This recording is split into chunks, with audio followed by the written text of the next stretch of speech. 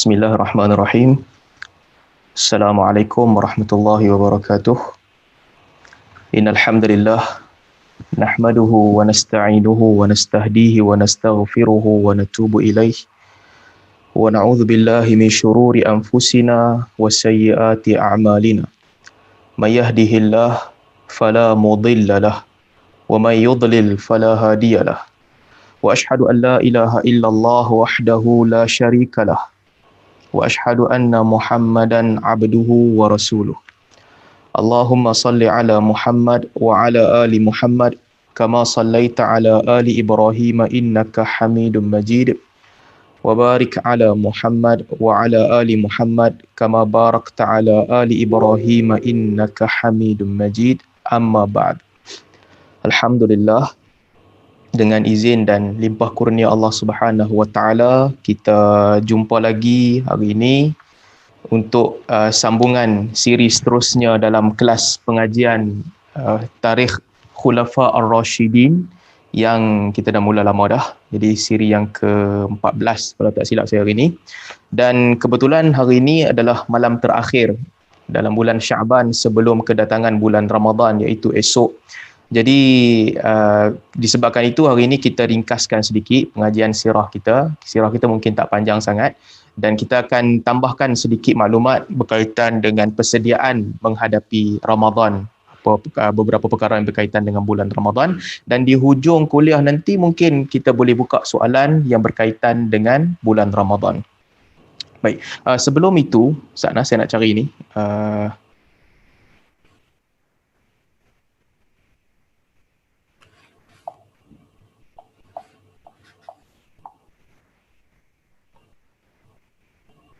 Okey. Baik, sebelum tu kita sebagaimana tuan-tuan sedia maklum, terutamanya tuan-tuan yang mengikuti kuliah ni daripada Qatar, kita sahabat-sahabat kita setelah pun menggerakkan tabung bantuan untuk orang-orang yang terkesan dengan COVID-19 dan juga bersempena dengan awal bulan Ramadan ini, kita mulakan kutipan untuk kali kedua. Yang mana kali pertama dulu kita dah kumpul satu jumlah yang alhamdulillah agak besar, hampir 100,000 rial. Dan kali ini atas semangat Ramadan, kita gerakkan sekali lagi, memohon jasa baik tuan-tuan dan puan-puan untuk terus membantu sebagaimana bantuan yang telah dihulurkan dahulu. Untuk membantu orang-orang yang memerlukan lah untuk kali ini. Semua sebagai permulaan kuliah hari ini, sebelum kita masuk cerita berkaitan dengan isu Ramadan, saya sekali lagi mengajak diri saya dan kita sekalian untuk kita berinfak dan juga menjadi lebih pemurah di bulan Ramadan ini terutamanya. Di mana sebagaimana kita semua sedia maklum, pahala dan juga ganjaran yang Allah Subhanahu Wa Taala janjikan kepada orang yang bersedekah ini sangat besar sebenarnya. Sangat besar. Macam-macam pahala yang Allah janjikan semata-mata untuk bagi galakkan supaya hamba Allah ni bersedekah. Kalau tuan-tuan boleh tengok kan dalam surah Al-Baqarah, muka surat 46, satu muka surat panjang ni, Allah Ta'ala bercerita tentang fadilat sedekah sahaja. Dalam semua, daripada permulaan ayat muka surat 46 ni, ayat ke-270 sampai ke ayat 274, Allah Subhanahu Wa Ta'ala cerita tentang ganjaran pahala sahaja yang sangat besar untuk orang-orang yang bersedekah. Yang mana kalau kita tengok hadis-hadis Nabi SAW, ganjarannya semua termaktub ataupun tergolong sebagai anjaran, sebagai sebutan khusus daripada ayat yang Allah Ta'ala sebut secara umum ni. Jadi semuanya, hampir kesemuanya secara umum, ganjaran bersedekah ni Allah Ta'ala sebut di dalam Al-Quran. Allah kata, وَمَا أَنْفَقْتُم مِّن نَفَقَةٍ أَوْ نَذَرْتُم مِّن نَذْرٍ فَإِنَّ اللَّهَ يَعْلَمُهُ. Apa sahaja yang kamu infakkan dan apa sahaja yang kamu nazarkan di jalan Allah, sesungguhnya Allah tahu. Jadi pertama sekali Allah Ta'ala sebut, apa sahaja yang kamu buat, Allah Ta'ala tahu. Allah tahu ni maksudnya bukan sekadar Allah tahu, memang Allah Ta'ala tahu semua benda. Maksudnya Allah tahu dan Allah nilai. Kemudian Allah Ta'ala sebut tentang keadaan yang berbeza dalam sedekah. In tubdu sadaqat fa ni'ma hiya. Kalau kamu bersedekah secara terbuka, terang-terangan bagi tahu ke orang, alangkah baik perbuatan itu. Wa in tukhfuha wa tu'tuha al-fuqara fahuwa khairul lakum. Kalau kamu sembunyikan sedekah kamu dan kamu berikan kepada orang miskin, maka itu adalah yang lebih baik untuk kamu. Jadi dalam ayat ni pula, Allah Ta'ala menceritakan kepada kita, sama ada hampa buat sedekah terang-terangan tunjuk dekat orang, ataupun hampa buat sedekah secara sembunyi-sembunyi, tak nak bagi orang nampak, kedua-dua tu Allah Ta'ala bagi ganjaran. Tak kira lah. Yang penting ikhlaslah kerana Allah Ta'ala. Yang kedua, Allah Ta'ala sebut, وَيُكَفِّرُ عَنْكُمْ مِنْ سَيِّئَاتِكُمْ. Allah Subhanahu Wa Ta'ala akan memadamkan ataupun menghapuskan dosa kamu. Wallahu bima ta'maluna khabir. Sesungguhnya Allah mengetahui akan apa yang kamu kerjakan. Kemudian ayat seterusnya, Allah Ta'ala sebut pula di hujung, وَمَا تُنْفِقُوا مِنْ خَيْرٍ فَلِأَنْفُسِكُمْ.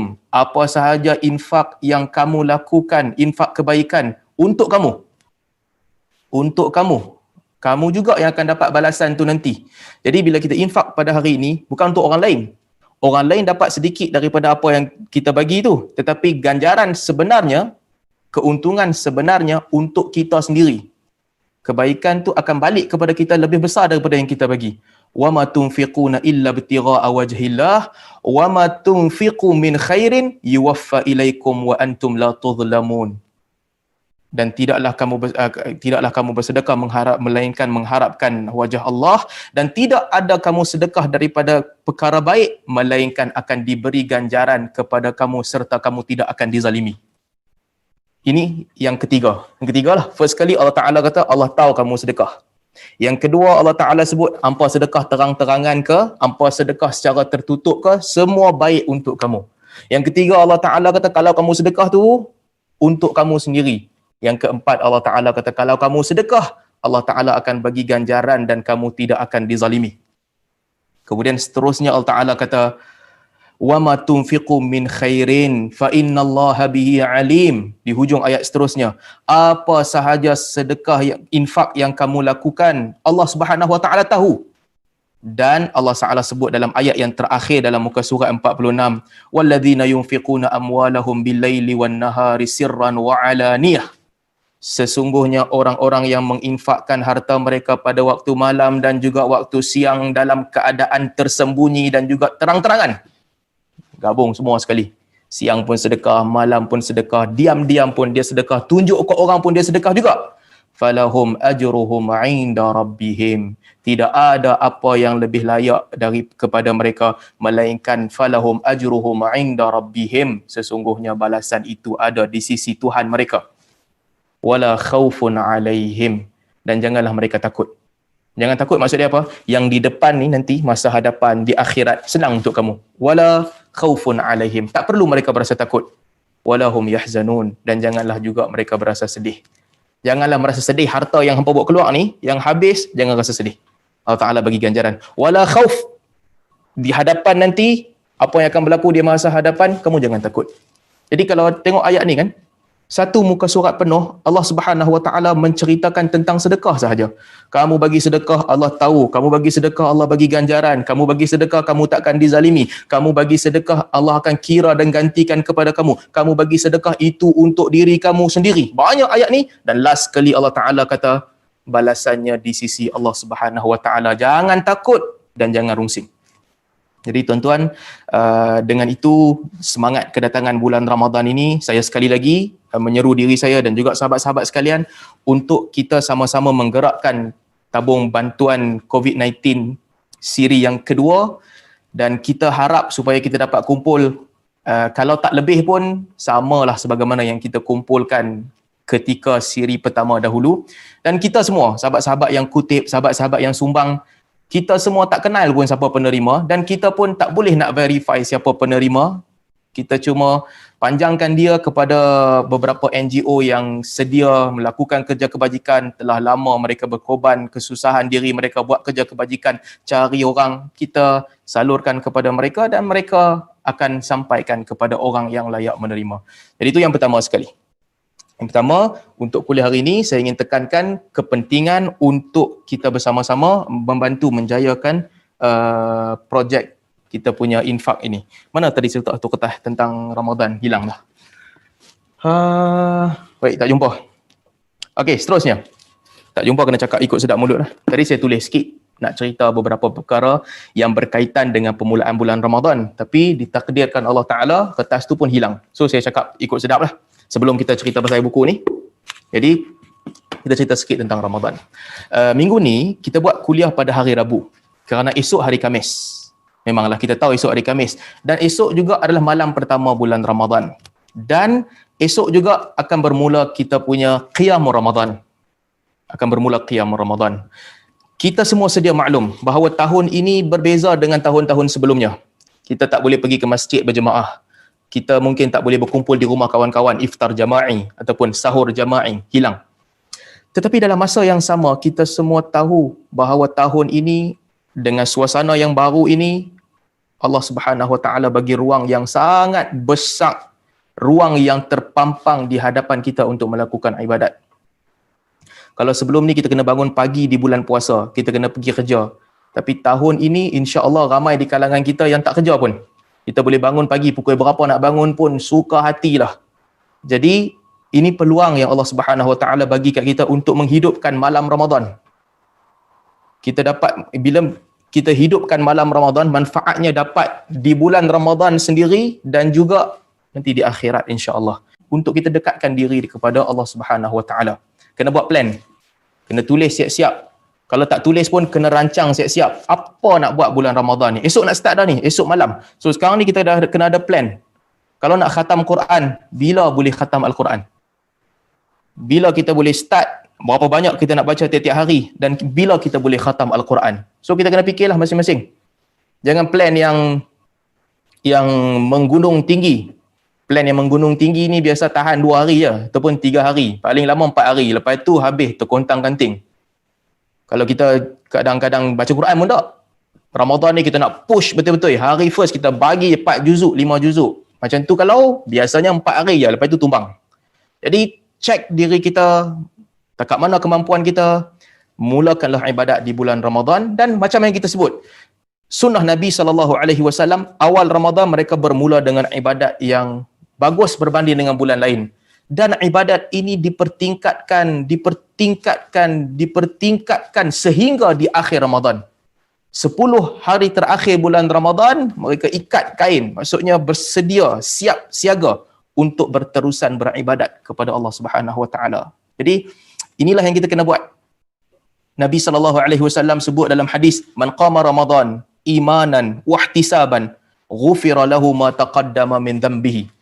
Sesiapa yang mendirikan bulan Ramadan, solat Ramadan dia dalam keadaan iman dan mengharapkan balasan daripada Allah Subhanahu Wa Taala, Allah hapuskan dosa-dosanya yang telah lalu. So ni, tahun ni kena start. Banyak orang bagi nasihat kata, kan orang cerita kata, okay, tahun ni semua orang kena training jadi imam. Contoh semua orang kena training jadi imam, dilantik menjadi imam dalam keluarga. Bagus. Solat tarawih beramai-ramai dalam rumah, suami jadi imam, isteri jadi makmum, bagus. Cuma saya nak bagi satu lagi cadangan ni. Satu lagi cadangan di mana kalau boleh, kalau ada kesempatan, semua orang menggunakan kesempatan di bulan Ramadan ini untuk dia cipta ataupun untuk dia ikat satu alaqah, satu hubungan antara dia dengan Tuhan Allah Subhanahu Wa Taala, hubungan yang special. Hubungan yang special. Contoh kalau katakanlah sebahagian keluarga, isteri dia baca Quran lagi bagus daripada suami. Contoh, isteri dia baca Quran bagus. Biasa orang lelaki ni biasanya kita ego tinggi. Kalau kita tak kerti mengaji pun tak cerita kat orang, kita duduk diam, tak pandai mengaji itulah sampai bila-bila. Tapi perempuan biasa ego dia kurang sikit. Dia tak kerti mengaji, dia pergi belajar, dia teruskan membaca dan sebagainya, dia jadi pandai. Biasa contoh. Kalau kata perempuan tu dia lagi pandai mengaji daripada suami dia. Suami dia merangkak sikit ataupun merangkak banyak, dia baca bagus. So apa yang mereka boleh buat? Sembahyang tarawih sendiri-sendirilah. Set time. Tuan-tuan, malam tu ada lama, daripada isyak sampai subuh berapa jam. Korbankan, katakan 1 jam di jalan Allah. Cuba 1 jam di jalan Allah. So setlah hang nak bangkit time bila, aku nak bangkit time bila. So bangun, kalau yang pandai baca Quran, perempuan yang pandai baca Quran contohnya, dia tak bolehlah jadi imam kat suami dia. Sembahyang tarawih 10 rakaat sebagai contoh. Kalau 1 rakaat tu boleh baca 1 makra'. 1 makra' ni 2 muka surat setengah, kan? 2 muka surat setengah, 1 makra'. 1 rakaat 1 makra'. Dalam 10 rakaat, dalam 8 rakaat, habis dah satu juzuk. Satu juzuk dah selesai dalam 8 rakaat. Kalau kita boleh konsisten macam tu untuk 30 hari, katakan kan, boleh konsisten begitu 30 hari. Artinya, dalam solat malam kita tu, kita dah berupaya untuk khatam Al-Quran sekali. Ini cabaran untuk masing-masing kita. Dalam solat malam tu, kita boleh khatam Al-Quran sekali dah. Konsisten. Berapa banyak masa yang kita ada, habiskan sedikit masa di jalan Allah, Allah Subhanahu Wa Taala akan bagi ganjaran yang besar kepada kita. Berapa lama nak baca? Satu makra' kalaulah katakan 10 minit. Satu makra' tak 10 minit panjang sangat. Satu muka surat kita baca mungkin, satu muka surat berapa? 3 minit, 4 minit, 2 okey lah, satu makra' 10 minit. 8 makra' ada 80 minit. Sejam lebih sikit, sejam 20 minit. So maksudnya sejam setengah, itu bacaan lambat lah, kalau baca cepat boleh cepat. Sejam setengah siap kita punya solat, setiap kita punya baca Al-Quran. Dan dalam solat tu, kalau katakan kita solat 11 rakaat campur dengan 3 witir, kita ada berapa banyak sujud. Dan dalam setiap sujud tu kita boleh minta doa kepada Allah Subhanahu Wa Taala, merayu kepada Allah, sebut kesalahan-kesalahan kita, bertaubat kepada Allah, isi dalam sujud-sujud tu. Jadi berapa banyak ruang yang Allah Subhanahu Wa Taala nak bagi kita ni. Kan kalau kita solat jemaah, kadang-kadang kita tak boleh nak set time ni aku nak sujud lama, nak baca doa lama. Tapi orang belakang tu pula, time ni dia tak larat nak baca lama. Time ni aku nak baca Quran pendek sikit je, satu rakaat. Yang belakang tu pula dia semangat lebih, dia nak baca lama. Jadi salah satu lagi pilihan yang kita boleh buat ni, hidupkan hubungan peribadi kita dengan Allah Subhanahu Wa Taala. Laki bini set sendiri. Hang nak bangun pukul berapa? 2 sampai 3:30. Okey, 2 sampai 3:30. Suami dia pula, hang nak buat macam mana? 1 sampai 2:30. Bilik, seorang isteri duduk satu bilik, suami duduk satu bilik, sama-sama solat kepada Allah Subhanahu Wa Taala, sama-sama doa, set sendiri. Panjang mana dia nak sujud, panjang mana dia nak baca. Solat isyak berjemaah lah, bagus. Solat isyak berjemaah. Kemudian tahajud ni ikut kemampuan diri masing-masing. So ini pun boleh buat juga. Kalau kita nak cuba, ini juga boleh dilakukan. Jadi bagi tahulah diri kita, tekan kepada diri kita, tahun ni buat satu permulaan yang baru. Kalau kita tak pernah khatam Quran, make sure tahun ni kita try khatam Al-Quran. Kalau kita baca Quran tak bagus, tahun ni kita belajar baca Al-Quran dengan bagus. Kalau kita dah biasa dah khatam Al-Quran, tahun ni bagi jadi banyak sikit. Jadi kita kena sama-sama berusaha, sama-sama lakukan. Jangan orang kata kat kita, apa ni semayang dah 8 rakaat, baca pun pendek. Kalau itu sahaja kemampuan kita, tak apalah. Tapi kalau ada kemampuan yang lebih, so make sure rakaat sikit tu tak apa. Bacaan tu kena banyak.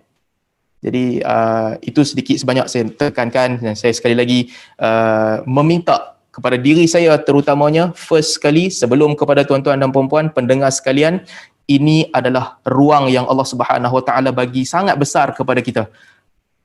Tak banyak komitmen yang kita kena buat sepanjang duduk rumah, sepanjang tak boleh terima tetamu, sepanjang tak boleh melawat pergi rumah orang ni, melainkan gunakanlah dia untuk meningkatkan ibadat dan juga untuk mendekatkan diri kita kepada Allah Subhanahu Wa Taala. So itu 2 pengumuman pada hari ini.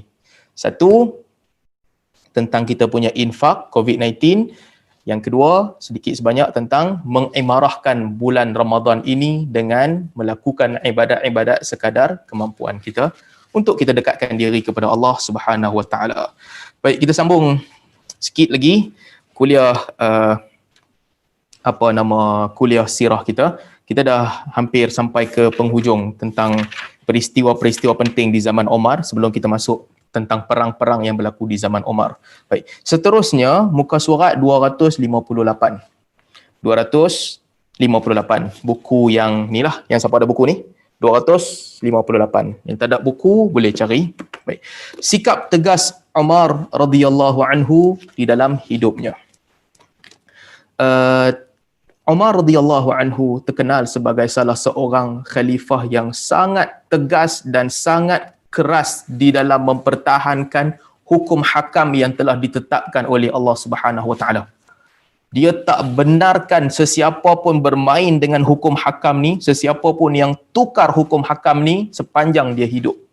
Tak ada ruang untuk orang nak merendahkan kedudukan syariat Allah. Ini salah satu contoh yang disebut oleh Ibnu Katsir, bagaimana sikap tegas Umar radhiyallahu anhu tentang orang yang telah mentafsirkan Al-Quran dengan cara yang salah. Baik, apa yang berlaku? Saya nak cerita dia punya mukadimah sikit sebelum kita masuk lebih lanjut tentang kisah ni. Ini kisah tentang minum arak. Allah Subhanahu Wa Taala telah mengharamkan arak berperingkat-peringkat. Allah tak bagi haram seketui, sekali. Jangan minum arak, stop. Tak, bukan begitu. Berperingkat-peringkat.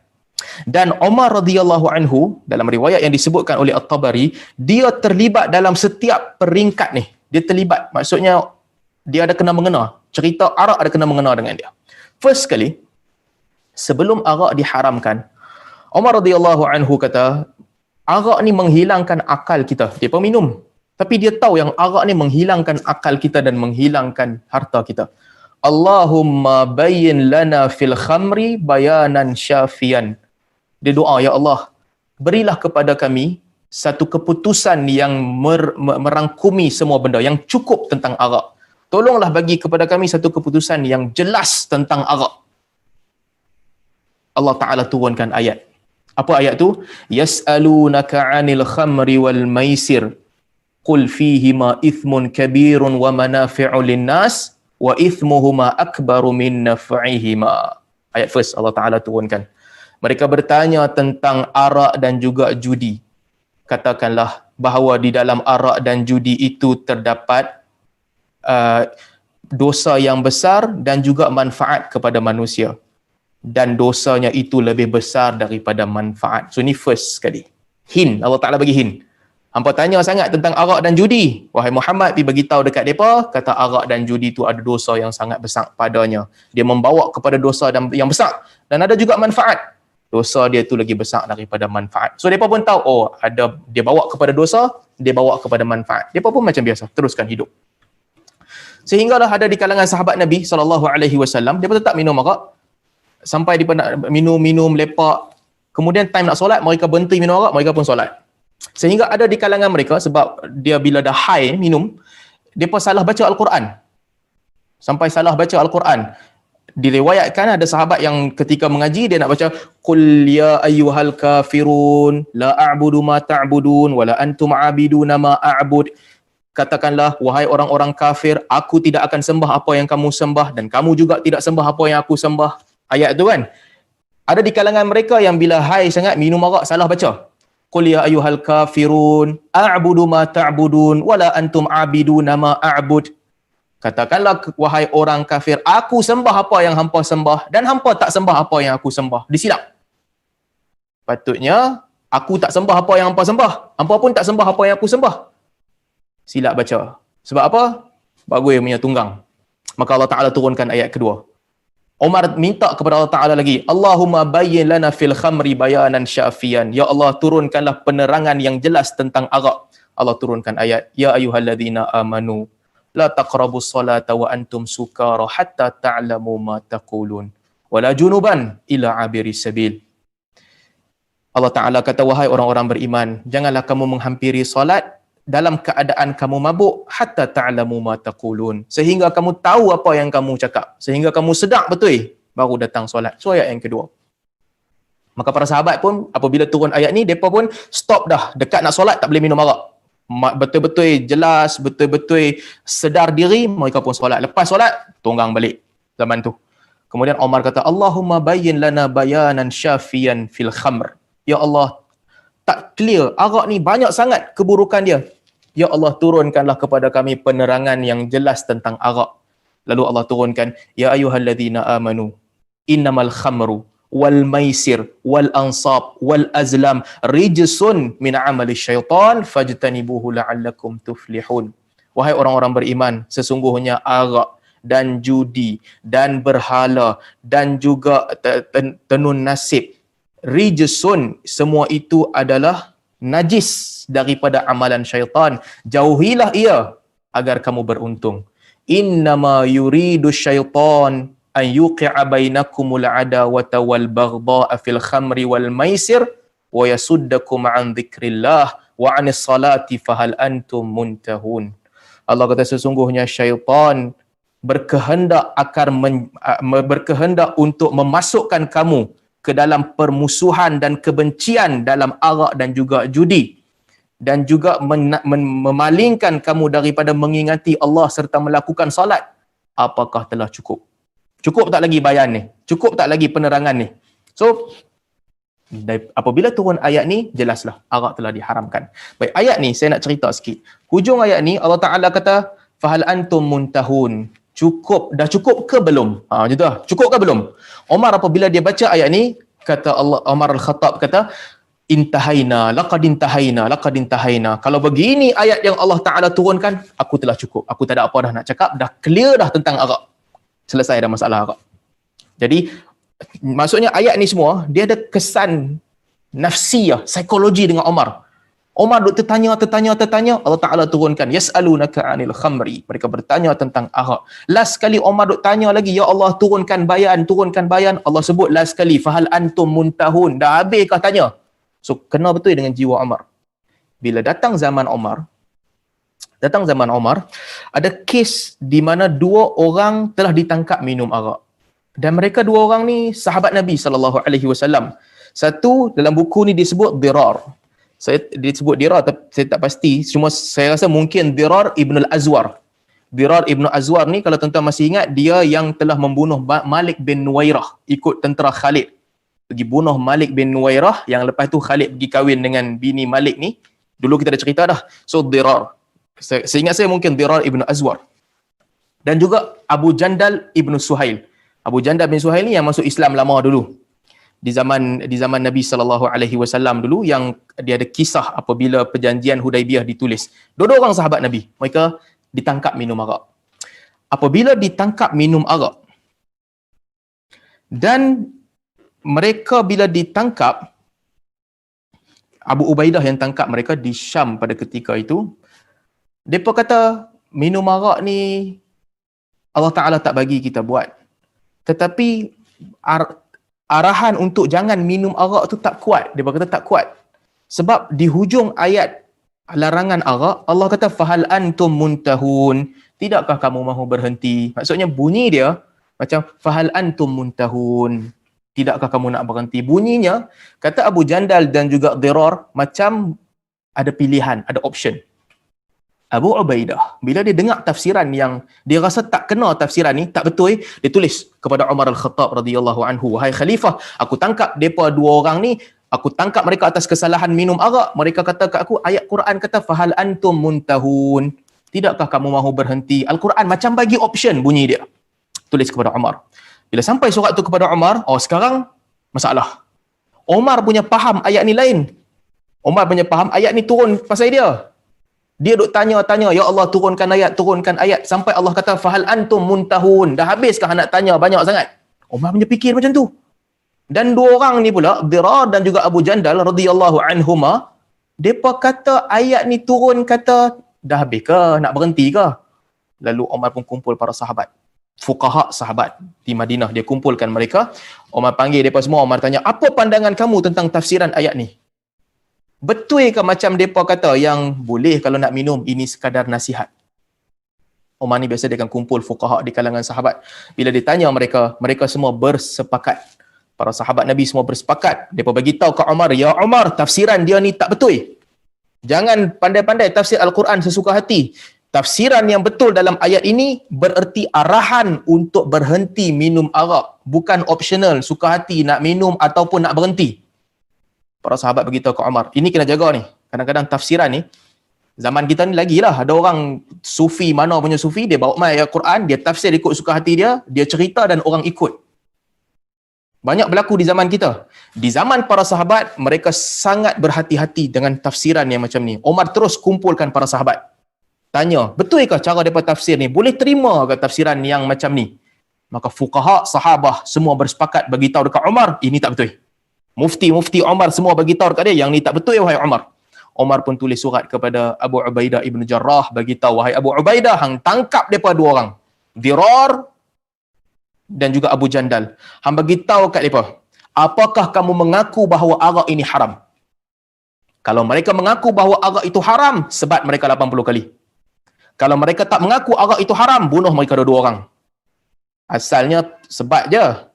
Mereka punya tafsiran yang salah tu, tafsiran yang kata ini pilihan kot. Umar kata tak ada pilihan punya pasal. Tangkap mereka wahai Abu Ubaidah, bagi mereka pilihan. Hampa rasa haram ke tak haram? Kalau kata tak haram, bunuh daripada 2 orang. Sebab mengubah syariat. Kalau mereka kata haram, sebab mereka 80 kali. Maka mereka pun tanya atas arahan khalifah, akhirnya mereka berdua ni bertaubat. Mereka mengaku bahawa arak ini haram, mereka tersalah di dalam membaca Al-Quran, lalu Abu Ubaidah sebat mereka 80 kali. Umar ni, antara benda yang dilakukan oleh Umar juga, dia adalah orang yang pertama yang letak sebat mesti 80 kali. Zaman Nabi SAW, para sahabat kata kami pukul orang minum arak. Ada riwayat kata 40 kali, ada riwayat kata kami pukul sahaja. Ada riwayat yang sebut daripada Anas bin Malik, kami pukul, ada yang pukul dengan tangan, ada yang pukul dengan kasut, ada yang pukul dengan baju. Apa yang ada lah, pukul je. Sebab pukul itu nak memalukan.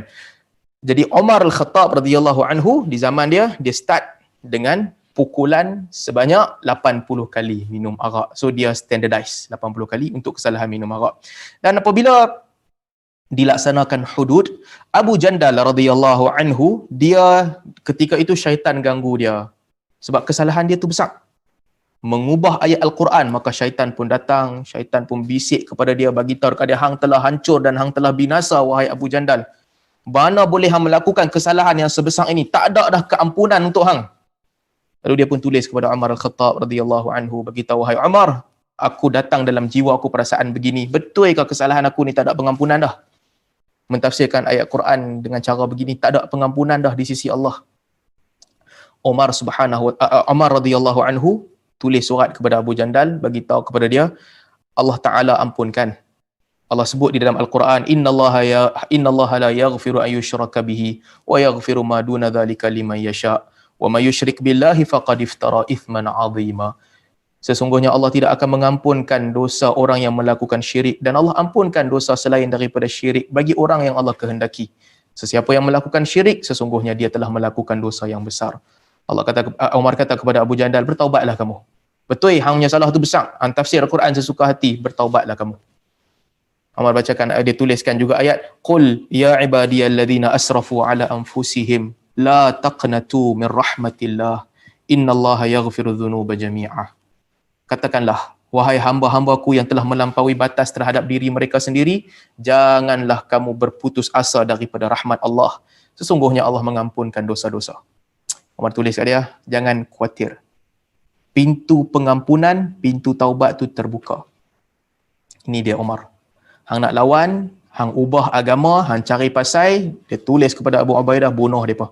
Hang bertaubat, hang rasa putus asa, dia bagi tahu dekat hang, jangan risau, keampunan Allah masih terbuka. Umar tulis kepada mereka, bagi tahu kat mereka dalam tulisan yang panjang, antaranya dia sebut, wala tu'ayyiru ahadan fayafshu fikumul bala. Dan janganlah kamu menghina seorang pun di kalangan kamu yang buat salah tu. Kerana kalau kamu menghina, akan tersebarlah kerosakan. Jangan hina mereka. Mereka salah, hukum mereka. Kesalahan tu layak mereka disebat, sebat mereka. Kesalahan tu melayakkan mereka direjam, rejam mereka. Kesalahan tu melayakkan mereka untuk dijatuhkan apa sahaja hukuman, hukum. Wala tu'ayyiru ahadan. Jangan hina. Sebab hina tu akan memalingkan mereka lebih jauh. So yang tu tentang minum arak. Demikian juga ketegasan Umar Al-Khattab radhiyallahu anhu dalam satu bab lagi. Umar ni dia punya tegas, ada kes di mana 6 ataupun 5 ataupun 6 orang depa pakat ramai-ramai bunuh satu orang. Depa tangkap orang ni, depa bunuh orang ni. Ramai-ramai 5 orang. Ditangkap depa ni 5 orang, semua orang tak mengaku. Semua orang kata bukan aku, nak bermain-main dengan agama. Qisas dalam Al-Quran, nafsa bin nafsi, satu jiwa dengan satu jiwa. Ni mereka ramai-ramai bunuh seorang.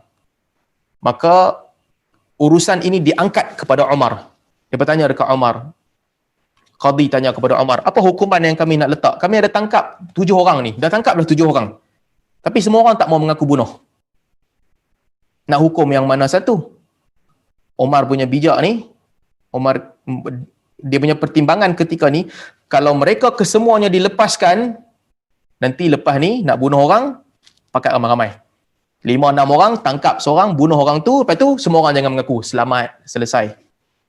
Umar kata, kalau begitu, tak ada orang yang mengaku, kamu bunuh ke 7 orang. Lakukan qisas ke atas 7 orang. Orang kata, ni hukum begini Nabi tak pernah buat. Di zaman Abu Bakar tak pernah ada. Omar first buat. Omar kata, itulah hukumannya. Kalau tak mengaku, mereka ni semua terlibat membunuh seorang pun tak nak mengaku, bunuhlah mereka. Sebab ramai-ramai pukul orang tu sampai mati, kamu bunuh ke semua 7 orang. Umar kata, lau tamla'a alaihi ahlus sana'a, lau tamala'a alaihi ahlus sana'a, laqataltuhum jami'an. Dalam riwayat Malik. Umar kata, sampai ke tahap kalau seluruh negeri Sana'a bersepakat bunuh dia. Satu penduduk satu negeri tu semua bunuh dia. Seorang sikit, seorang baling satu batu. Umar kata, laqataltuhum jami'an. Kalau yang tu sekalipun yang berlaku, aku nanti bunuh semua sekali penduduk Sana'a. Dan apabila Umar jalankan keputusan dia tu, lepas tu orang tak berani bunuh beramai-ramai. Bunuh seorang kena, bunuh beramai-ramai, tak selamat. Semua sekali dia bunuh. Dia punya ketegasan. Dan yang ketiga, sebagaimana kisah yang kita sedia maklum, antara ketegasan Umar juga dalam kes rejam penzina. Rejam penzina. Umar dia sangat keras dalam kes ni. Kes ni special sebab hukuman rejam ke atas orang berzina ni, kalau kita baca dalam mushaf, tak ada. Mushaf Al-Quran tak ada. Tak jumpa, cari tak jumpa. Tapi Nabi SAW buat. Diriwayatkan dengan cara mutawatir. Semua sahabat tengok Nabi buat. Dan para sahabat kata, kami baca dalam Al-Quran ada. Umar kata, innallaha qad ba'atha Muhammadan sallallahu alaihi wasallam bil haqq. Sesungguhnya Allah mengutuskan Muhammad sallallahu alaihi wasallam dengan kebenaran. Wa anzala alaihil kitab, dan Allah menurunkan kitab kepada Muhammad. Fakana mimma anzala alaihi ayatul rajam. Dan di antara yang Allah Subhanahu wa taala turunkan kepada Nabi adalah ayat rejam. Dia ucap di atas mimbar ni ketika dia berkhutbah. Di antara ayat yang Allah Taala turunkan kepada Nabi adalah ayat rejam. Qara'naha wa wa'ainaha wa aqalnaha. Kami baca, kami faham dan juga kami tahu ayat ini. Farajama Rasulullah sallallahu alaihi wasallam wa rajamna ba'dahu. Sesungguhnya Nabi telah merejam dan kami juga telah rejam selepas Nabi. Fa akhsha, aku takut. Apa yang aku takut? Fa akhsha in tala bin nasi zaman. Aku takut nanti apabila zaman berlalu lama kemudian, an yaqula qail, akan ada orang berkata, ma najid murrajama fi kitabillah. Kami tak jumpa pun rejam tu ada dalam kitab Allah. Umar kata, aku takut. Aku takut nanti zaman berlalu lama akan datang orang yang buat pandai-pandai, buat serupa dia hero. Mana ada rejam dalam kitab Allah? Fayadillu bitarki faridatin anzalaha Allah. Lalu mereka menjadi sesat kerana meninggalkan salah satu kewajipan yang telah diwajibkan oleh Allah. Wa innar rajama fi kitabillah haqqun ala man zana ila ahsan idza ahsan. Demi sesungguhnya rejam itu di dalam kitabullah adalah ketetapan ke atas orang yang telah kahwin, yang melakukan zina daripada lelaki dan juga perempuan. So ini juga menunjukkan ketegasan Umar. Umar dah bagi tahu, aku takut nanti lama zaman berlalu akan ada orang yang kononnya dia buat research ke apa, dia pandai, dia main cerita kata tak ada pun rejam dalam kitab Allah. Fayadillu bitarki faridatin anzalah Allah. Lalu mereka menjadi sesat kerana meninggalkan salah satu kewajipan yang telah diwajibkan oleh Allah Subhanahu wa taala. Jadi ini juga salah satu contoh. Jadi dalam bab ini ringkasnya dia menceritakan tentang ketegasan Sayyidina Umar radhiyallahu anhu dalam mempertahankan syariat. Hukuman rejam kepada penzina, hukuman sebat kepada orang minum arak dan juga hukuman orang yang berpakat bunuh beramai-ramai, itu semua dilakukan oleh Umar. Umar ni kita dah baca banyak di hadapan sampai ke sini juga. Dia tidak meninggalkan ruang tentang agama Allah ini yang kucar, nampak macam kucar kacir, melainkan dia selesaikan keutamaan dia. Dia nak keluar pergi berjalan setelah tahun Amawas, kita cerita dulu. Dia nak keluar pergi berjalan kota-kota dia. Ramai orang jemput dia. Tapi di Syam ada masalah. Apa masalah di Syam? Masalah di Syam adalah ramai sangat orang mati. Tak tahu nak bahagi harta pusaka macam mana. Dia pergi ke Syam dulu. Selesaikan masalah ini sebelum masalah-masalah lain. Dan kita juga ada cerita dulu bagaimana Omar mengarahkan ataupun meminta kepada Abu Bakar untuk Al-Quran dituliskan. Jadi semua kisah ni kalau kita himpunkan, kita tahu bahawa Omar ini telah menggunakan akal fikiran dia dengan cara yang sangat bagus semata-mata untuk mempertahankan syariat Allah Subhanahu Wa Taala. Jadi saya tak bercadang untuk panjangkan kuliah pada hari ini. Ini pun dah memadai lah kot untuk hari ini. Nanti insya-Allah ke dalam kelas yang akan datang, mungkin kelas akan datang selepas Ramadan lah. Ramadan ni kita berehat sekejap. Kita cuba untuk di samping kehidupan seharian kita cuba untuk meningkatkan ibadat kepada Allah Ta'ala. Kalau ada kelas pun mungkin kelas lain, waktu-waktu yang lain lah. Malam ni kita jangan kacau lah, kita jangan kacau. Kita jangan kacau siapa-siapa. Bukanlah harap untuk kita ubah 100% hidup kita Ramadan ni berubah terus, tak. Paling sedikit sebanyak kita boleh ubah, kita cuba untuk mendekatkan diri kepada Allah Subhanahu Wa Taala. Kalau ada soalan, saya buka soalan sikit sebelum kita tangguh majlis pada hari ini. Hari ni lupa nak ambil ayat, dah agak sikit. Ada soalan tak?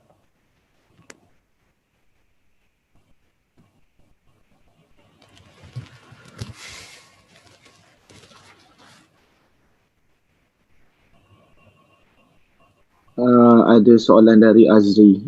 Azri boleh ambil mic. Apa soalannya? Assalamualaikum Ustaz. Assalamualaikum warahmatullahi. Ustaz nak tanya Ustaz tentang pandangan Ustaz tentang masa tengah solat tarawih tu yang kita kita baca mushaf tu, kita pegang mushaf sebab kita tak hafal kan Quran, so, tapi kita nak baca banyak, kita pegang dan letak balik, macam mana syarat-syarat dia, hukum dia macam mana Ustaz? Okey. Mushaf, pegang mushaf ketika solat tarawih. Ulama ada bahas bab ni, mereka berbeza pandangan dalam bab ni. Terutamanya dalam solat wajib, kebanyakan ulama mereka tak benarkan, mereka berpandangan bahawa solat itu dibaca dengan hafazan, ma tayassara minal Quran, hafal banyak, baca banyak, hafal sikit, baca sikit. Tetapi dalam solat malam, majoriti ulama, seingat saya, melainkan mazhab Hanafi, berpandangan bahawa boleh membaca daripada mushaf. Ada nas daripada Aisyah radhiyallahu anha ketika dia solat malam, yang mengimamkan dia, hamba kepada Aisyah, dia baca daripada mushaf. Demikian juga dengan orang-orang lain, dan itulah tuntutan syarak yang sebenar. Solat malam, Nabi SAW menunjukkan contoh yang bacaan banyak. Nabi baca banyak. Nabi baca sampai bengkak kaki. Sampai bengkak kaki. Bukan bulan Ramadan sahaja, Ramadan dan bukan Ramadan pun sama. Maksudnya bacaan tu panjang. Dan untuk menjadikan kita boleh baca panjang, dalam keadaan kita ni yang tak banyak hafal Al-Quran, memegang mushaf itu membantu kita. Jadi boleh memegang Al-Quran. Baik, apa cara nak pegang mushaf ketika solat malam? Saya dah sebut tadi, dia yang terbaik ni kalau nak baca panjang, kalau nak baca satu makra' satu rakaat ataupun dua makra' satu rakaat, bagusnya kita baca sendiri. Sebab kalau kita solat dengan orang lain, kita tak tahu orang tu boleh bertahan lama mana. Sekali-sekala okey lah kalau nak baca panjang. Sekali-sekala orang duduk di belakang, hidupkan jemaah, okey. Tapi kalau tiap malam nak baca satu mushaf, satu makra', mungkin penat sikit lah orang yang di belakang ikut. So sendiri-sendiri, ikut kemampuan kita masing-masing. Kita jangan paksa anak kita baca sembahyang tarawih panjang macam kita. Kalau kita bedal satu makra' anak kita yang umur 9-10 tahun, nanti dia jadi malas, dia benci terus nak sembahyang tarawih. Apa ni, bila nak habis punya panjang. Kalau bapak dia jenis baca Alif Lam Mim Dzalikal Kitabul La Raiba Fihi Hudal Lil Muttaqin, okeylah. Kena bapak dia pula Dzalikal Kitabul La Raiba Fihi.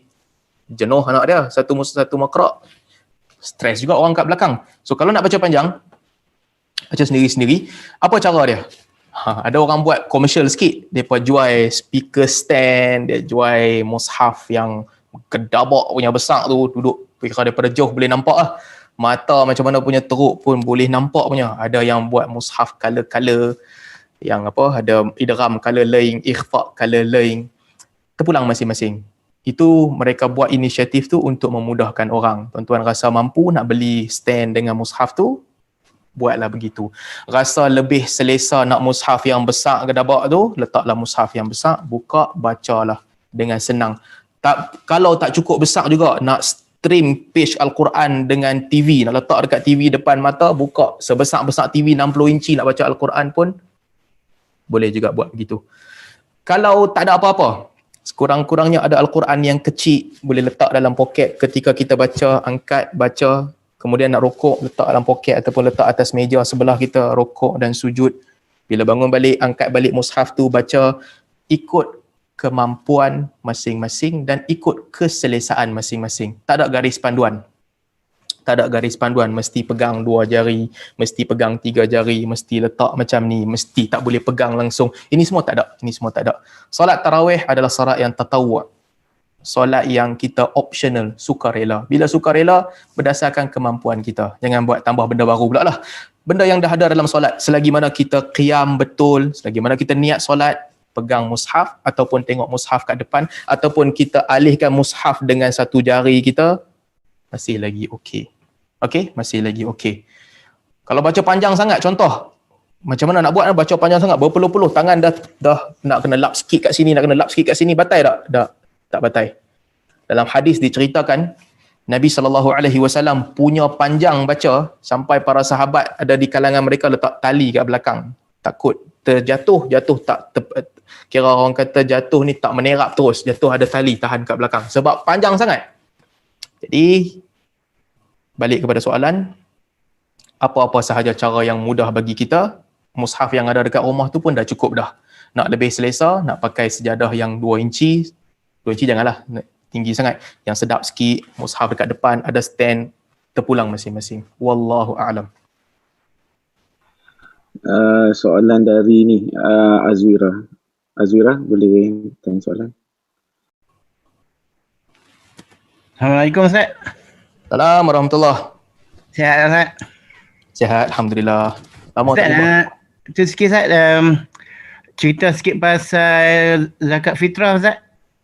Untuk sama-sama ni faham untuk Ramadan nanti insya-Allah. Zakat fitrah. Ya. Zakat fitrah Dalam adalah keadaan ni lah, keadaan kekangan pergerakan semua ni. Okey. Zakat fitrah asalnya adalah zakat yang dia special sikit. Dia berbeza dengan zakat biasa. Di mana zakat biasa, dia dikutip oleh amil yang dilantik oleh pemerintah. Biasanya zakat-zakat lain. Zakat harta simpanan, zakat tumbuh-tumbuhan dan sebagainya, ada amil yang kutip. Dan amil ini akan bahagi ikut asnaf. Maksudnya zakat dalam mazhab Syafi'i disebutkan tak boleh kita ada 1,000 contohnya, zakat tahun ni kita ambil 1,000 tu pergi bagi kat seorang. Tak boleh. Dia kena bahagi-bahagi kepada asnaf-asnaf yang berbeza. Jadi yang boleh buat kerja bahagi tu amil zakat, pusat zakat. Kadang-kadang ada negeri yang dia ambil duit kita, pusat zakat, dia ambil sebahagian dan dia pulangkan sebahagian lagi untuk kita bahagi sendiri. Katakan dia ambil 1,000, 400 dia bagi kita, 400 ini hang boleh bagi sendiri kepada siapa yang hang nak. Saya rasa perlih antara negeri yang mula-mula buat dan banyak juga negeri-negeri lain yang buat. Dulu orang kata perlih buat macam ni, duit zakat, orang tipu duit zakat, tak bayar zakat. Kita kata kalau orang tu tak mau bayar zakat, daripada asal dia tak bayar dah. Tapi kalau dia pergi bagi 1,000 nak bayar zakat tu, maksudnya memang dia nak bayar lah. Dan dipulangkan sebahagian daripada zakat dia untuk dia bahagi sendiri. Dia nak bagi kepada keluarga dia yang miskin ke, nak bagi kepada jiran dia yang miskin. So itu tentang zakat simpanan. Tetapi berbeza dengan zakat fitrah, di mana zakat fitrah ni Nabi SAW sebut diwajibkan atas setiap orang.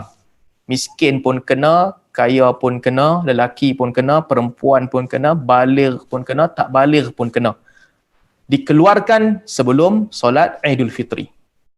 Apa dia punya zakat fitrah ni, dia punya timbangan dia adalah 1 cupak makanan asasi, beras ataupun gandum dan sebagainya. Asalnya Nabi sebut begitu.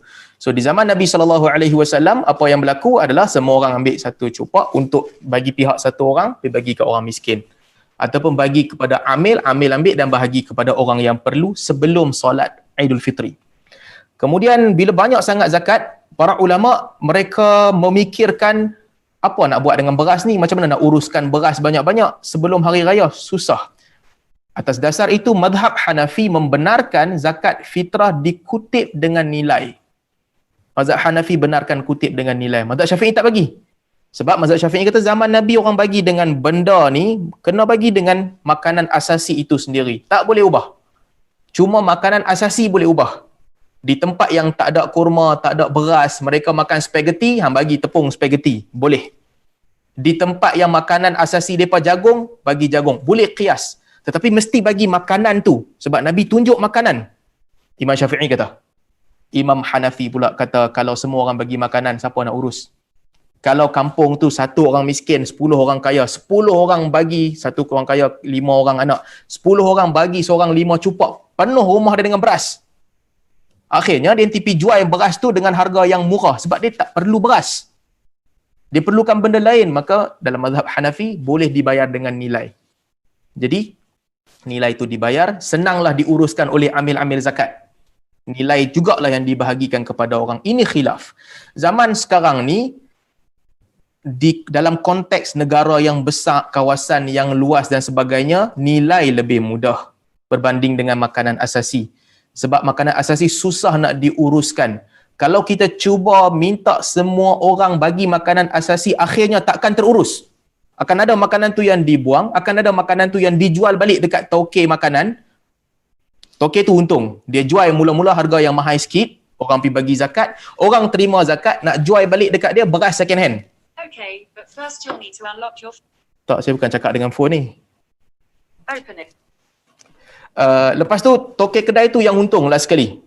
Tak kira. Susah. Maka mungkin pandangan yang lebih praktikal adalah pandangan mazhab Hanafi. Boleh bagi dengan nilai. Baik. Dalam keadaan sekarang, perintah kawalan pergerakan tak boleh bergerak, lebihlah mudah agar dia dibayar dengan nilai. Macam mana nak bayar dengan nilai? Ini satu bab lagi. Di dalam mazhab Syafi'i, kena ada akad pula. Bayar tu bagi tahu aku bayar ni duit hak ni duit zakat. Duit zakat fitrah aku bagi tahun ini bagi pihak aku, isteri aku dan anak-anak aku. Tukang terima tu kata pula aku terima ni duit zakat hang. Sekarang nak buat macam mana? Mazhab Hanafi bagi juga jalan kelonggaran lah, di mana akad ni kalaupun tidak berlaku akad tu, yang nampak seolah-olah akad tu, hukum akad tu, uruf menganggap dia macam akad, dah memadai lah walaupun tak disebut. Jadi uruf anggap itu akad, dah cukup. Apa uruf anggap itu akad? Yang dibuat di Qatar ni lah selama beberapa tahun. Pergi ke kaunter zakat, dekat mall mana-mana, pergi ke kaunter zakat, nak bayar zakat. Dia ambil tiket, 3 orang, ambil tiket zakat 3 orang, selesai. Dia uruf menganggap itu sebagai akad. Ada pula yang lagi advance, dia pakai direct transfer. Siapa nak bayar zakat, direct transfer. Ada ulama tak bagi, sebab direct transfer tak ada akad. Tetapi pandangan yang lebih tepat pada pandangan saya dalam keadaan sekarang ni terutamanya itu telah memadai. Sebab illah di sebalik zakat, tujuan hukum zakat fitrah tu diletakkan, harta itu nak disampaikan kepada orang yang memerlukan agar mereka menikmatinya pada hari raya.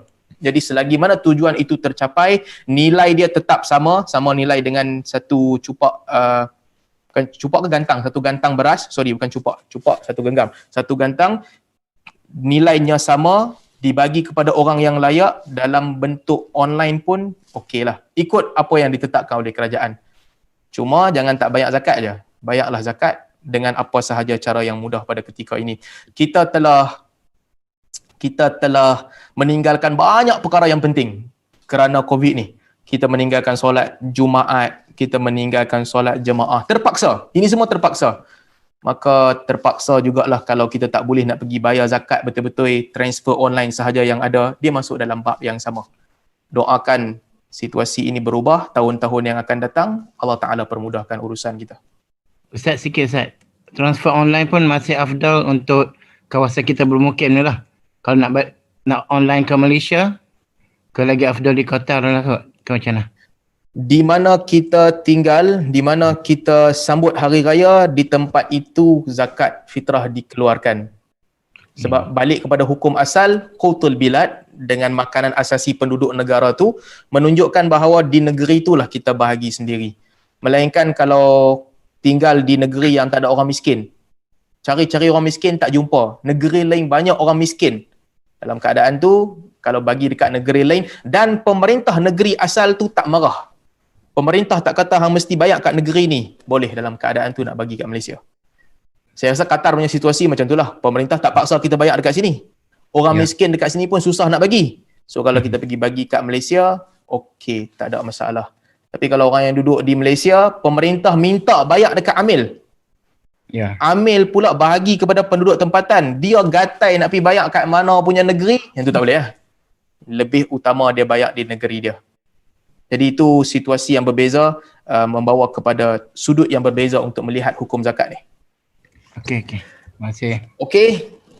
Boleh kita berhenti? Ustaz, Soalan lagi. yang soalan pertama tadi ada yang tanya, kalau pakai phone tu dia sama seperti pakai stand ke ataupun Kalau pakai phone untuk main tarawih kalau pakai phone untuk solat tarawih, kena unlock? satu kena unlock, yang kedua susah sikit lah nak kena unlock banyak kali. Tapi hukumnya tetap sama. Sama ada kita pakai mushaf ataupun kita pakai phone ataupun kita pakai screen TV dekat depan, hukumnya sama. Ada beberapa syekh tak suka pakai phone baca Al-Quran sebab mereka kata phone ni kita guna untuk banyak tujuan yang baik bercampur dengan tujuan yang lara. Kita guna phone ni untuk tengok benda-benda yang macam kita selalu duk tengok lah. Benda-benda yang tak apa elok, benda-benda yang elok. Nak baca Quran pun pakai phone juga. So ada sebahagian masyayikh kata tak bagus. Itu pandangan yang mana adalah sandaran dia daripada dia punya qiyas. Tetapi siapa yang nak pegang dengan pandangan tu, dia rasa dia nak khususkan Al-Quran ni hanya dibaca daripada mushaf yang bersih, tak ada benda lain melainkan Al-Quran, boleh begitu. Tetapi siapa yang rasa lebih mudah bagi dia untuk baca daripada phone, dia letak dalam poket, Allahu Akbar, lepas Al-Fatihah dia boleh angkat dan dia boleh baca, dia boleh letak dalam poket balik, dia boleh rukuk, sujud. Kalau itu mudah untuknya, bacalah begitu, mudah untuknya. Tapi yang penting, sekali lagi saya ulang, sampai ke hujung kuliah ni, saya sangat-sangat berharap supaya kita sekalian, agar apabila kita keluar daripada Ramadan ni, jadikanlah Ramadan ini titik permulaan untuk kita tingkatkan ibadat. Ramadan bukan lagi sekadar benda yang ulang-ulang tiap-tiap tahun, lepas isyak lepak kat masjid, sembang tarawih sekejap dan balik rumah. Tingkatkan ibadat. Plan lah daripada malam ni. Nanti nak tidur malam kan, fikir siap-siap. Macam mana nak bagi siap satu Al-Quran dalam masa sebulan? Banyak mana nak baca 10 malam first? Banyak mana nak baca 10 malam kedua? Banyak mana nak baca 10 malam ketiga? So set siap-siap. Pukul berapa nak bangun tahajud? Pukul berapa nak tidur? Sebab merancang ni semua ni ada pahala. Ada pahala. Man hamma bihasanatin falam ya'malha falahu ajr. Siapa yang niat nak buat baik, tak buat.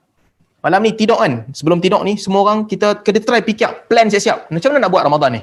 Okay, kalau bangun pukul 2 sampai 3.30 semayang tarawih yang panjang tadi. 3.30 boleh kejut anak-anak, makan sahur. Plan. Esok tarawih ke mana, sahur ke mana, bom dia bagi tidur sampai subuh. Dah ada pahala dah. Pahala apa? Pahala fikir malam sebelum tu. Jadi fikir, plan dan buat, berazam untuk buat. Kita doa mudah-mudahan Allah Subhanahu Wa Taala memudahkan kita untuk buat ibadat. Itu sedikit sebanyak jawapan untuk soalan tadi. Okey, kita? Okey, Ustaz. Saya berhenti setakat ni dahulu insya-Allah untuk hari ini. Terima kasih kepada tuan-tuan dan puan-puan yang sudi ikuti kuliah kita ni, kuliah online. Walaupun tajuk hari ini sangat sedikit berkaitan dengan sirah Khulafa' Ar-Rasyidin, satu bab sahaja. Selalu kita baca 3-4 bab, hari ini satu bab je. Tapi kita dah cerita juga tentang Ramadan dan juga tentang tabung COVID yang kita buat ni. Selamat menyumbang, selamat berhubung dengan sahabat-sahabat wakil tukang kutip ni. Kita berharap kita dapat kumpul lebih banyak daripada yang kita kumpul sebelum ni. Mudah-mudahan Allah Subhanahu Wa Taala menuliskan semua amalan kita ini sebagai sebahagian daripada kerja kebajikan yang Allah Taala redai dan Allah Subhanahu Wa Taala bagi ganjaran kebaikan di dunia dan juga di akhirat. Aqulu qauli hadza wa astaghfirullah li wa lakum. Subhanakallahumma wa bihamdik asyhadu an la ilaha illa anta astaghfiruka wa atubu ilaik. Assalamualaikum warahmatullahi wabarakatuh.